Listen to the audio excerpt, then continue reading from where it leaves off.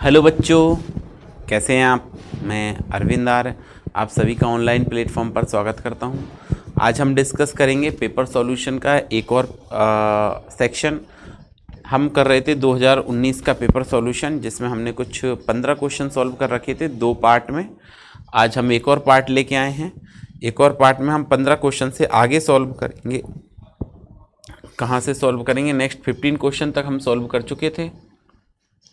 15वां question कुछ हमारा ये था, ये 14 और 15 क्वेश्चन ये था, व्हीटस्टोन सेतु की संतुलन अवस्था ज्ञात करनी थी। अब हम बात करते हैं इसके आगे। क्वेश्चन है क्यूरी ताप को परिभाषित कीजिए, और एक क्वेश्चन दिया गया है, तो सबसे पहले हम परिभाषा लिखते हैं क्यूरी ताप की। क्वेश्चन क्या है? क्यूरी ताप को परिभाषित कीजिए, ये क्वेश्चन है। तो सबसे पहले हमको क्यूरी ताप को डिफाइन करना है, क्यूरी ताप क्या होता है, और आपको एक न्यूमेरिकल दिया गया है। दोनों 1 और 1.5 नंबर में ये क्वेश्चन है। तो सबसे पहले डेफिनेशन देखते हैं क्यूरी ताप। क्यूरी ताप, क्यूरी ताप की अगर हम बात करें कि क्यूरी ताप क्या होता है, तो देखें वह ताप जिस पर अनुचुंबकीय, वह ताप जिस पर लोह चुंबकीय पदार्थ अनुचुंबकीय पदार्थों में परिवर्तित हो जाते हैं, उस ताप को क्यूरी ताप कहते हैं। फिर से ध्यान दें, क्यूरी ताप क्या बताया आपको? वह ताप जिस पर अनुचुंबकीय पदार्थ जो हैं, लोह चुंबकीय पदार्थ जो हैं वो किस में परिवर्तित हो जाते हैं? अनुचुंबकीय पदार्थों में परिवर्तित हो जाते हैं, उस ताप को क्यूरी ताप कहते हैं। ठीक है, तो देखें वह ताप, क्यूरी ताप क्या होता है? वह ताप जिस पर लोह चुंबकीय पदार्थ, वह ताप जिस पर लोह चुंबकीय पदार्थ, वह ताप जिस पर लोह चुंबकीय पदार्थ, ठीक है, वह ताप जिस पर लोह चुंबकीय पदार्थ अनुचुंबकीय पदार्थों में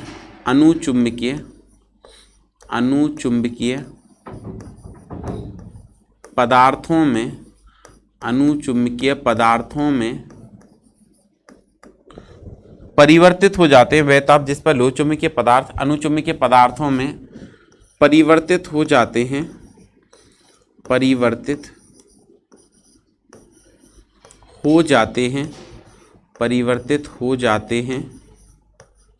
उसे क्यूरी ताप कहते हैं।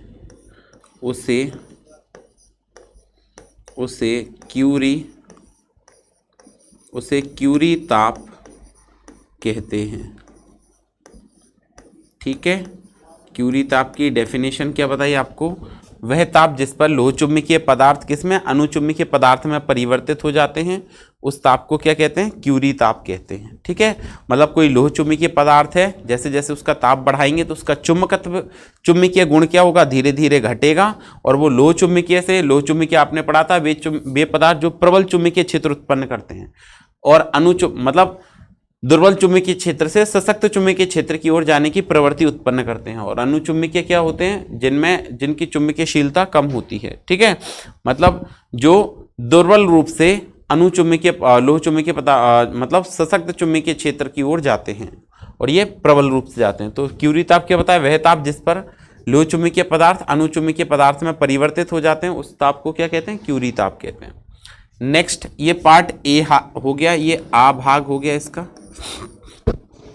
नेक्स्ट हम नेक्स्ट पार्ट करते हैं, आप इसको नोट कर लीजिए। ठीक है, इस क्वेश्चन को, आंसर को, इसको। नेक्स्ट सेक्शन बी, 16 का सेक्शन बी सेकंड पार्ट क्या कहता है? देखिए, तो हम बात करते हैं क्वेश्चन नंबर 16, मतलब उत्तर नंबर 16 का बी। तो हमने बात की उत्तर नंबर 16 का पार्ट कौन सा है? बा या बी। क्या है? 0.1 प्रभावी लंबाई की छड़ चुंबक के ध्रुवों की ध्रुव प्रबलता। तो देखिए, आपको गिवन क्या है? गिवन आपको दिया क्या गया है? हिंदी में लिखें तो हम कहेंगे दिया क्या क्या है? तो गिवन दिया है, ये आपके पास एक छड़ चुंबक है या दंड चुंबक है।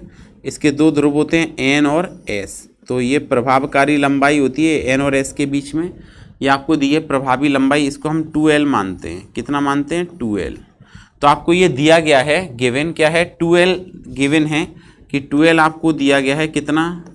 0.1 मीटर। 2L का मान कितना दिया गया है? 0.1 मीटर। ये प्रभावकारी लंबाई दी गई है। तो 0.1 मीटर प्रभावकारी लंबाई के क्षण चुंबक के ध्रुवों की ध्रुव प्रबलता होती है स्मॉल m, और ध्रुव प्रबलता कितनी दी गई है? 40 ampere into meter. 40 ampere into meter. ध्रुव प्रबलता को हम किससे लिखते हैं? स्मॉल m से लिखते हैं। ठीक है, ये ध्रुव प्रबलता होती है। ध्रुव प्रबलता का मतलब किसी भी चुंबकीय ध्रुव की आकर्षण या किसी वस्तु को आकर्षित करने की क्षमता को क्या कहते हैं? ध्रुव प्रबलता कहते हैं। तो आपको ध्रुव प्रबलता दी गई है स्मॉल m। आपसे पूछा क्या गया है क्वेश्चन में 0.1 मीटर प्रभावी लंबाई के क्षण चुंबकीय ध्रुवों की ध्रुव प्रबलता 40 एम्पियर इंटू मीटर है। इसके चुंबकीय आघूर्ण की गणना कीजिए। तो चुंबकीय आघूर्ण की गणना करेंगे तो कैपिटल M बराबर स्मॉल m इंटू 2L, ये चुंबकीय आघूर्ण का सूत्र होता है। बस मान रख देना है। तो स्मॉल m का मान कितना है? 40 है, और 2L का मान कितना है? 0.1 है। गुणा करेंगे इसका तो 4 आ जाएगा। क्या आ जाएगा? 4। अब इकाई लिखेंगे तो एम्पियर इंटू मीटर गुणा मीटर, तो यह जाएगा आपका क्या? Ampere into metre square. ये इसका आंसर आ गया। फाइनली इतना सा सॉल्व करना था, 1.5 नंबर में क्वेश्चन आया, बिल्कुल सिंपल क्वेश्चन था। ठीक है, समझ पा रहे हैं? तो ध्रुव प्रबलता आपकी कितनी आ जाएगी? 4 आ जाएगी। कितनी आ जाएगी? 4 आ जाएगी। ठीक है, एम्पियर इंटू मीटर। इसके बाद हम बात करते हैं इसमें किसकी? नेक्स्ट क्वेश्चन की। तो देखिए नेक्स्ट क्वेश्चन क्या है? लेंज का नियम लिखिए। लेंज का नियम ऊर्जा संरक्षण के नियम का पालन करता है, समझाइए। ये 17th क्वेश्चन है। क्या कह रहे हैं? लेंज का नियम लिखिए, और लेंज का नियम ऊर्जा संरक्षण के अनुकूल है, ऐसा हमको बताना है। तो सबसे पहले हम बात करते हैं किसकी? लेंज के नियम की। तो हमारा 17 का आंसर है। 17th क्वेश्चन का जब हम उत्तर लिखेंगे तो ये क्या हो जाएगा? लेंज के नियम की बात करते हैं हम। लेंज का नियम क्या कहता है? देखें, लेंज का नियम, लेंज का नियम। तो लेंज का नियम क्या कहता है? इस नियम के अनुसार विद्युत चुम्बकीय प्रेरण की प्रत्येक स्थिति में प्रेरित विद्युत वाहक बल या प्रेरित धारा की दिशा इस प्रकार होती है कि वो उस कारण का विरोध करती है जिस कारण वह स्वयं उत्पन्न हुई है। फिर से सुने, लेंज का नियम क्या कहता है? जब भी जो विद्युत चुम्बकीय प्रेरण है उसकी प्रत्येक स्थिति में जो विद्युत चुम्बकीय प्रेरण में प्रेरित धारा उत्पन्न होगी या विद्युत वाहक बल उत्पन्न होता है, उसकी दिशा हमेशा इस प्रकार होती है कि वो उस कारण का विरोध करती है जिस कारण वह स्वयं उत्पन्न हुई है। तो एक बार ध्यान दें, लेंज का नियम क्या लिखेंगे? इस नियम के अनुसार, इस नियम के अनुसार, इस नियम के अनुसार क्या लिखेंगे? विद्युत चुम्बकीय प्रेरण की प्रत्येक अवस्था में, इस नियम के अनुसार विद्युत चुम्बकीय प्रेरण की, विद्युत चुम्बकीय प्रेरण, इस नियम के अनुसार विद्युत चुम्बकीय प्रेरण की प्रत्येक स्थिति में, चुम्बकीय प्रेरण की प्रत्येक स्थिति में, प्रत्येक स्थिति में विद्युत चुम्बकीय प्रेरण की प्रत्येक स्थिति में किसी कुंडली, प्रत्येक स्थिति में प्रेरित विद्युत वाहक बल किसी कुंडली, ऐसे और लिख लें, किसी कुंडली, प्रत्येक स्थिति में किसी कुंडली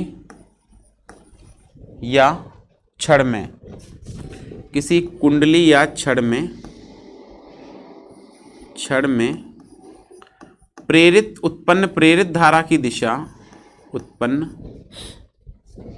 प्रेरित विद्युत वाहक बल, प्रेरित विद्युत वाहक बल या प्रेरित विद्युत वाहक बल, प्रेरित विद्युत वाहक बल, फिर से लिखें, प्रेरित विद्युत वाहक बल या प्रेरित धारा की दिशा, या प्रेरित धारा की दिशा, धारा की दिशा हमेशा इस प्रकार होती है कि दिशा हमेशा, प्रेरित धारा की दिशा हमेशा इस प्रकार होती है, हमेशा इस प्रकार होती है, इस प्रकार होती है कि वह उस कारण का विरोध करती है, कि वह उस कारण का विरोध करती है, उस कारण का विरोध करती है जिस कारण वह स्वयं उत्पन्न हुई है, जिस कारण उस कारण का विरोध करती है जिस कारण वह स्वयं उत्पन्न हुई है, जिस कारण वह स्वयं उत्पन्न हुई है।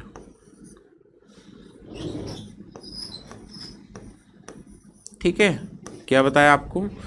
लेंज के नियम अनुसार, लेंज का नियम क्या कहता है? विद्युत चुंबकीय प्रेरण की प्रत्येक स्थिति में किसी कुंडली या छड़ में उत्पन्न प्रेरित विद्युत वाहक बल या प्रेरित धारा की दिशा हमेशा इस प्रकार होती है कि वो उस कारण का विरोध करती है जिस कारण वह स्वयं उत्पन्न हुई है। किसका विरोध करती है? उस कारण का विरोध करेगी जिस कारण वह स्वयं उत्पन्न हुई है। ठीक है, अब हमको बताना है कि लेंज का नियम ऊर्जा संरक्षण के नियम का पालन करता है, ये समझाना है।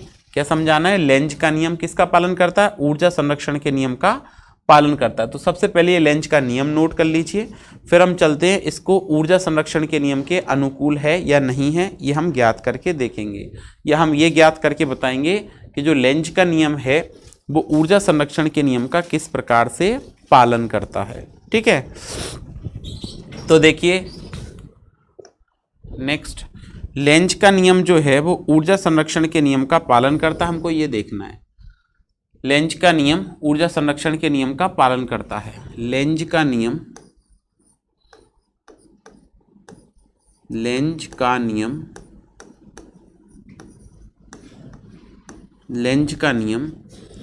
ऊर्जा संरक्षण के नियम का ऊर्जा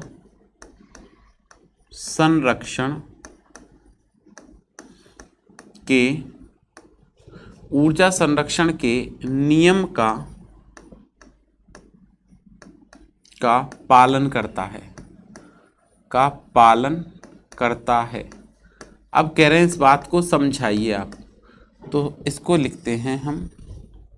ठीक है, लेंज का नियम किसका पालन करता है? ऊर्जा संरक्षण के नियम का पालन करता है, ये समझाना है। ठीक है, तो हम क्या कहेंगे? जब किसी कुंडली के उत्तरी ध्रुव को किसी चुंबक के तल की ओर ले जाते हैं, ये एक चुंबक ये एक कुंडली हो गई और ये एक चुंबक हो गई, ये क्या हो गई? एक चुंबक हो गई और ये कुंडली हो गई। तो जब किसी चुंबक के उत्तरी ध्रुव को कुंडली के तल की ओर ले जाते हैं, तब क्या बताया? जब किसी चुंबक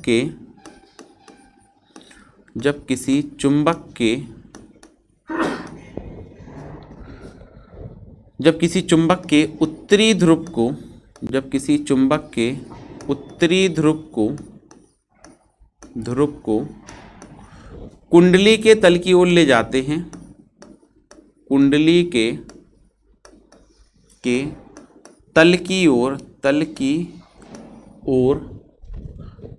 जब किसी चुंबक के उत्तरी ध्रुव को कुंडली के तल की ओर ले जाते हैं, तब कुंडली से संबद्ध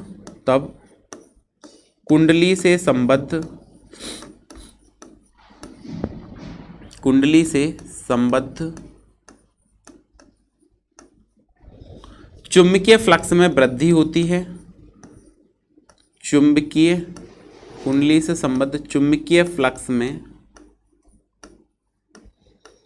तब कुंडली से संबद्ध चुंबकीय फ्लक्स में वृद्धि होती है तथा कुंडली के विद्युत वाहक बल तथा कुंडली में तथा कुंडली में प्रेरित धारा इस प्रकार से उत्पन्न तथा कुंडली में प्रेरित धारा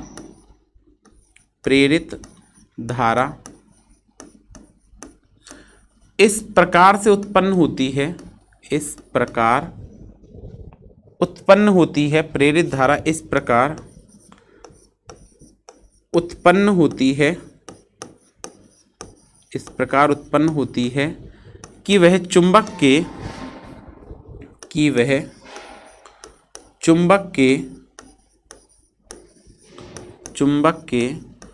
उत्तरी ध्रुव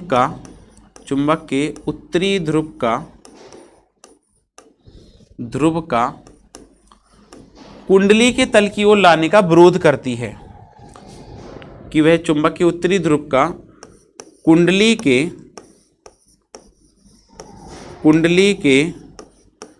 तल की ओर आने का विरोध करती है, कुंडली की ओर आने का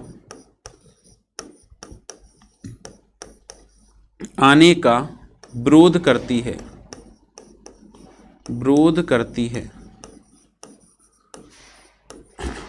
क्या बताया?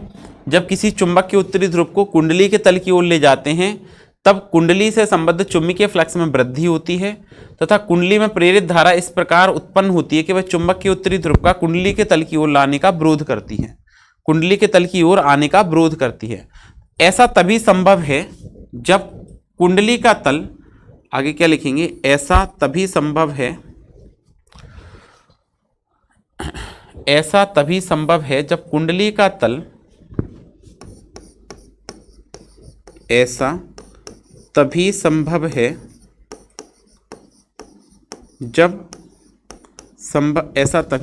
है जब कुंडली का तल उत्तरी ध्रुव के भांति व्यवहार करे, उत्तरी ध्रुव के भांति व्यवहार करे। ऐसा तभी संभव है जब कुंडली का तल उत्तरी ध्रुव के भांति व्यवहार करे। अतः चुंबक के उत्तरी ध्रुव को, चुंबक के उत्तरी ध्रुव को कुंडली की ओर ले जाने के लिए, ध्रुव को कुंडली की ओर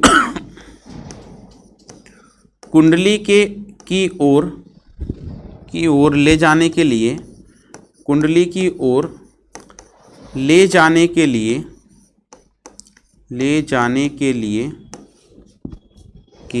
लिए यांत्रिक कार्य किया जाता है, ले जाने के लिए यांत्रिक कार्य किया जाता है, यांत्रिक कार्य किया जाता है जो विद्युत ऊर्जा में, जो यांत्रिक ऊर्जा से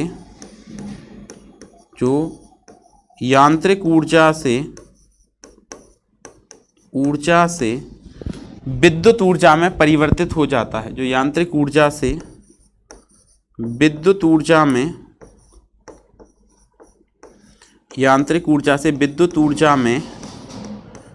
परिवर्तित हो जाता है, यांत्रिक ऊर्जा से विद्युत ऊर्जा में परिवर्तित हो जाता है। ठीक है, मतलब कुंडली का तल क्या बन गया, यहाँ पे नॉर्थ पोल बन गया।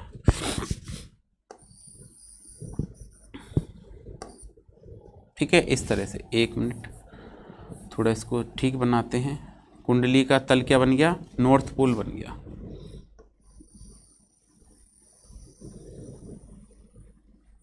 तो नॉर्थ पोल बनेगा